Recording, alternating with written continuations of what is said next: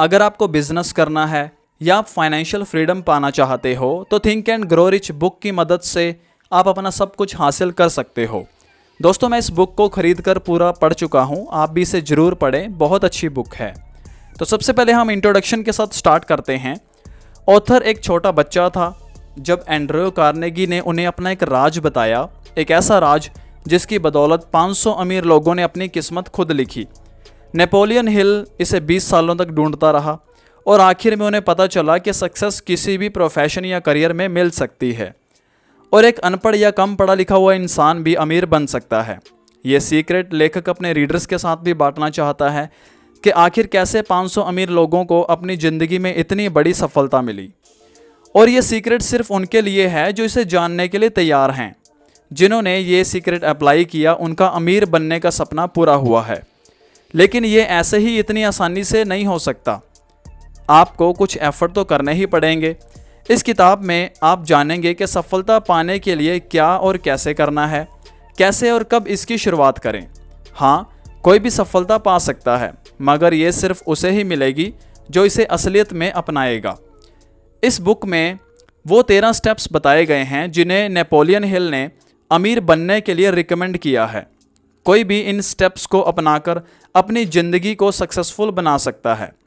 दोस्तों, इस वीडियो में हम पहले 5 स्टेप्स को कवर करेंगे और बाकी के स्टेप्स को हम आने वाली वीडियोस में कवर करेंगे। अगर आप अपनी ज़िंदगी में पैसा, मान सम्मान, पर्सनैलिटी, सुकून और खुशी चाहते हैं तो इसका राज आप उन अमीर लोगों से जान सकते हैं। जैसे जैसे आप ये 13 स्टेप्स को पार करेंगे आप उस सीक्रेट के और करीब आते जाएंगे। अब तैयार हो जाइए, क्योंकि जो मौका अब आपके हाथ लगने वाला है वो आपकी लाइफ को बदल कर रख देगा। नेपोलियन हिल ने हमें इस सीक्रेट का एक क्ल्यू दिया है कि सबकी तरक्की, सब अमीरी की शुरुआत के पीछे एक आइडिया है। तो स्टेप नंबर 1 है इच्छा, डिज़ायर। जब आप किसी भी चीज़ को पूरे दिल से चाहते हैं तो वो हकीकत बन के आपके सामने आ जाती है। अपने सपने के बारे में लगातार सोचने से आप उसे पाने के रास्ते ढूंढने लगते हैं। एक टर्म है जिसे मनी कॉन्शियसनेस कहते हैं, जिसका मतलब है कि पैसे के पीछे दीवाना होना, यानी आपके मन में खूब पैसा कमाने की इच्छा है। ये दिमाग की एक हालत है, यानी स्टेट ऑफ माइंड, जहां आप खुद को पहले से ही अमीर समझने लगते हैं। जब आप मनी कॉन्शियसनेस बनते हैं तो पैसा कमाने लगते हैं। हम यहाँ पर 6 स्टेप्स बता रहे हैं जो आपको पक्का मनी कॉन्शियसनेस बना देंगे।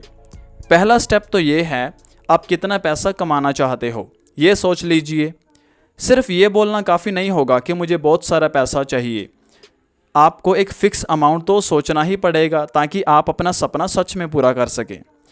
दूसरा स्टेप है कि आपको ये तय करना होगा कि इतना पैसा कमाने के लिए आप क्या कर सकते हैं, क्योंकि मुफ्त में तो आपको कुछ मिलने वाला है नहीं। तीसरा स्टेप है कि वो तारीख डिसाइड करना जिस दिन आप अपनी सोची हुई रकम को पा सकेंगे। चौथा स्टेप है एक ऐसा खास प्लान सोचना जिससे आप ये पैसा कमा सकें, और एक प्लान करने के बाद आपको बिना झिझके उस रास्ते पर आगे बढ़ना है। आपका 5वां स्टेप होगा कि आप अपना फुल प्रूफ प्लान कहीं लिख लें। कितनी रकम आप चाहते हैं, कब तक चाहते हैं और आपका प्लान क्या होगा, ये हर एक चीज़ आप एक पेपर पर लिख लें। और आखिर में 6वां स्टेप है, आप इसे स्टेटमेंट को दिन में 2 बार पढ़ें या याद करें। अगर सच में आपके अंदर अमीर बनने की ख्वाहिश है तो इन स्टेप्स को फॉलो करना आपके लिए कोई मुश्किल बात नहीं है। इस तरह आप देखेंगे और महसूस करेंगे और यकीन भी कर पाएंगे आपके पास पैसा है। इसे दोहराते रहें और आप मनी कॉन्शियसनेस बन जाएंगे।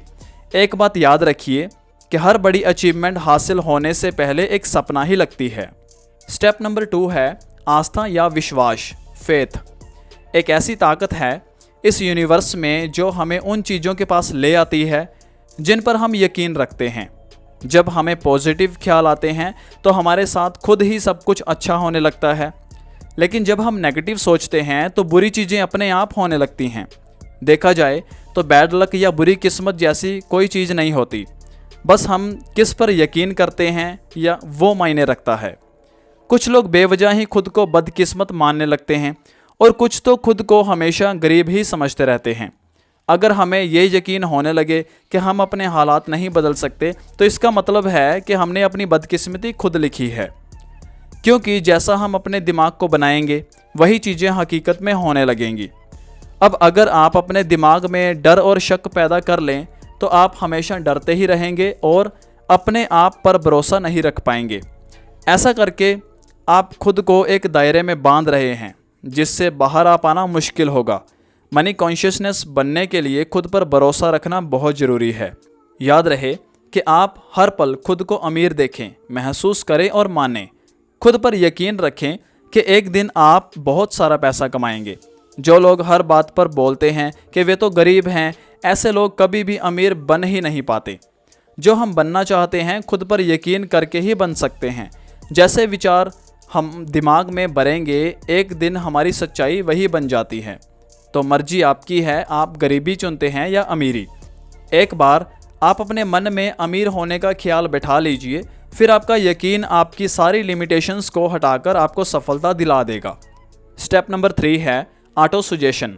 हमारा सबकॉन्शियस माइंड असल में एक उपजाऊ ज़मीन की तरह है। हम अगर इसमें काम के बीज नहीं डालेंगे तो इसमें घास फूस उगने लगेगी। इसके लिए हमें ऑटो सजेशन या सेल्फ सजेशन अपनाना होगा ताकि हमारे दिमाग में बेकार का कचरा ना उगे। हम खुद इतने काबिल हैं कि अपने सबकॉन्शियस माइंड में आने वाले ख्यालों को चुन सकते हैं। हमारा यही सबकॉन्शियस माइंड हमारी सोच को हकीकत बनाता है। लेकिन ऐसा करने के लिए हमें ऑटो सजेशन से इस तक पहुंचना होगा। इसलिए तो कहते हैं कि अपने दिमाग को हमेशा पॉजिटिव सोच विचारों से भरें, और जब हम इस पर कंट्रोल नहीं कर पाते तो तभी हमारी हार होती है। ये बात हर दिन दोहराएं कि आप क्या चाहते हैं। अगर आप अमीर होना चाहते हैं तो इसके लिए तैयार रहें। अपनी इस चाहत को अपनी आदत बना लें। फिर एक दिन आपकी यही आदत आपको असल में ऐसे मौके देगी जिससे आपकी सफलता एक हकीकत बन जाएगी। आज से ही खुद को एक अमीर और सफल इंसान समझना शुरू कर दें। अपने गोल तक पहुंचने का प्लान आपके सबकॉन्शियस में ही है। बस ऑटो सजेशन की प्रैक्टिस करते रहें ताकि आपका प्लान आपके पास खुद ब खुद आ सके। इस कोशिश में कभी भी हार ना मानें। ये बात समझ लें कि आपको कुछ भी मुफ्त में नहीं मिलने वाला। कुछ पाने के लिए बहुत कुछ करना भी पड़ेगा। तो आज से ही अपने दिमाग के बगीचे में अच्छे अच्छे पॉजिटिव बातों के बीज डालना शुरू कर दें। स्टेप नंबर 4 है स्पेशलाइज्ड नॉलेज। हेनरी फोर्ड के पास कोई फॉर्मल एजुकेशन नहीं थी, लेकिन उसे ऑटोमोबाइल्स के बारे में अच्छी खासी नॉलेज थी। वर्ल्ड वार के दिनों में उसने शिकागो न्यूज़पेपर पर मानहानि का दावा किया था क्योंकि अखबार ने उसे इग्नोरेंट पैसिफिस्ट यानी उदासीन शांतिवादी करार दिया था। अदालत में ट्रायल के दौरान उससे हजारों सवाल पूछे गए। वकील ये साबित करना चाहता था कि हेनरी वाकई में इग्नोरेंट हैं। अदालत में उसके ऊटपटांग सवालों से फोर्ड परेशान हो गया था।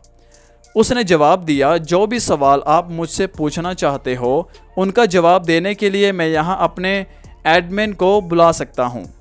अब क्या आप मुझे बताएंगे कि जब मैं आदमियों को काम पर रख सकता हूँ जो मुझे हर बात की जानकारी दे, तो मुझे अपने दिमाग में इतनी नॉलेज भरने की क्या ज़रूरत है? फोर्ड के इस जवाब से अदालत में सन्नाटा छा गया।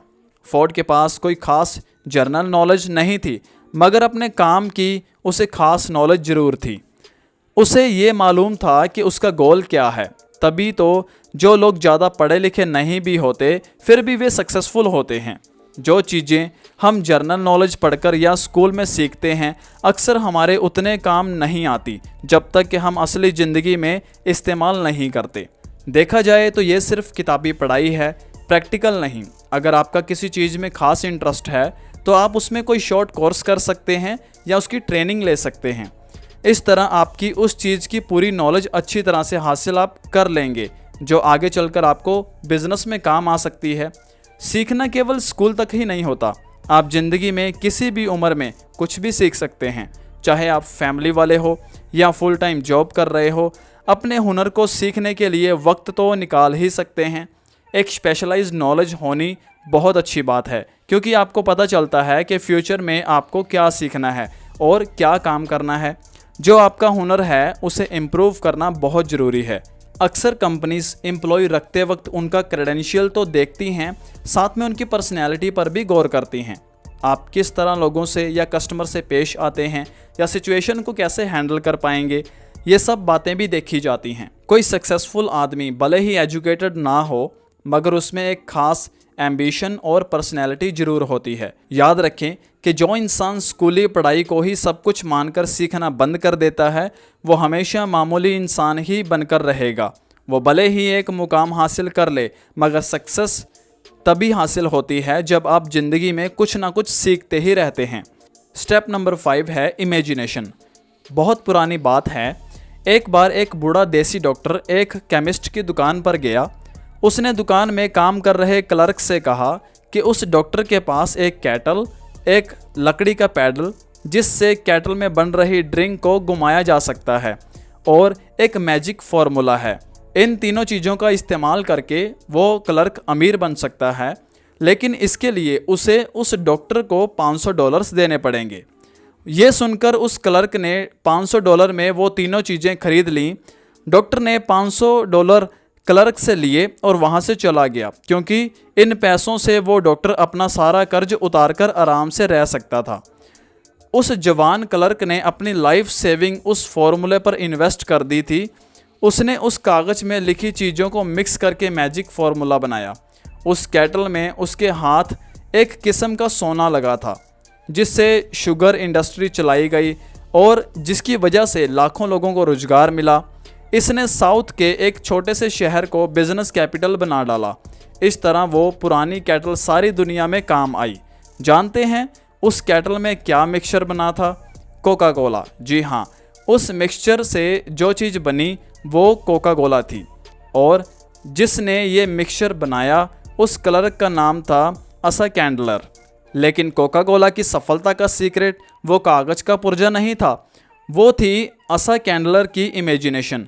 हमारी चाहतों को इमेजिनेशन की ज़रूरत पड़ती है ताकि वे हकीकत बन पाएँ। जो चीज़ आपको सफल होने से रोक रही है वो है सिर्फ आपकी अपनी सोच। आप सोच बदलिए, अपनी इमेजिनेशन इस्तेमाल कीजिए, फिर देखिए कमाल। कोका कोला भी एक आइडिया पर चला। आज जो जितनी भी चीज़ें हम अपने आसपास देखते हैं जैसे गैजेट्स या सोशल मीडिया, इन सब के पीछे आइडिया ही है। हम में से बहुत से लोग ज़िंदगी भर एक ब्रेक का इंतज़ार करते रहते हैं, लेकिन सफलता एक दिन में ही नहीं मिल जाती। आपका आइडिया ऐसा होना चाहिए जो हर तरह के क्रिटिसिस को झेल सके। इसमें आपको हार, निराशा और डिस्करेजमेंट भी मिल सकती है, तो इन सब बातों के लिए भी तैयार रहें। अपने आइडिया को अपना जुनून बना लीजिए, बिना रुके लगातार इस पर काम करें, इसे असलियत का जामा पहनाएं, तभी आपके आइडिया इतना दमदार बन पाएगा कि हर तरह के चैलेंज झेल पाएँ।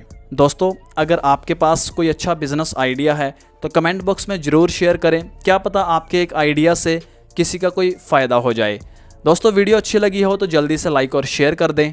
इस किताब के बाकी स्टेप्स को आने वाली वीडियोस में कवर करेंगे।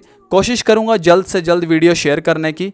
इसलिए अगर आप इस वीडियो को YouTube पर देख रहे हो और चैनल पर पहली बार आए हो तो इसे सब्सक्राइब करके नोटिफिकेशन बेल प्रेस करके ऑल पे क्लिक कर लेना। अगर आप इसे Instagram या Facebook पर देख रहे हो तो हमारे पेज को फॉलो कर लेना ऐसी बुक समरीज को आगे भी देखने के लिए। मैं मिलता हूँ अब आपसे नेक्स्ट वीडियो में एंड थैंक्स फॉर वॉचिंग।